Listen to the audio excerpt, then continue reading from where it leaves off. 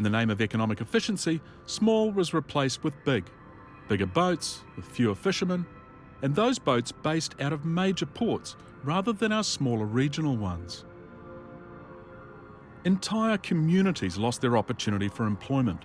Generational family histories were lost overnight to privatisation. Towns died, unemployment rose, and today many coastal communities are still suffering. In 1986, when the QMS was introduced, there were more than 6,000 registered fishing boats around New Zealand. Today, there are around 1,100. We're not taking less fish either. Instead, we're using bigger boats and more environmentally destructive fishing methods. More significantly for the regions, the fishing fleets are more centralised in the bigger ports, resulting in the loss of thousands of jobs.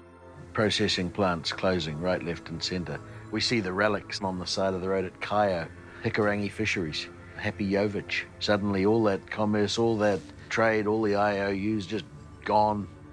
Tiny little places like the Taieri River mouth used to be a thriving fishery, and now it isn't.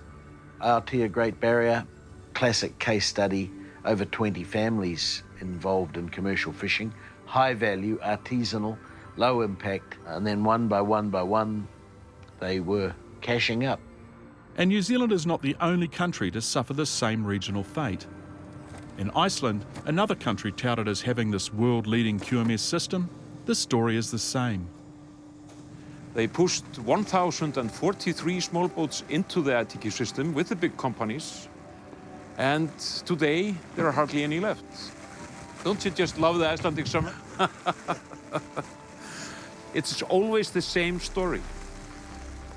ITQ systems, like we are running in Iceland, they are specifically designed for big business, for big companies. And the small fisheries, they will always, in all cases, lose out.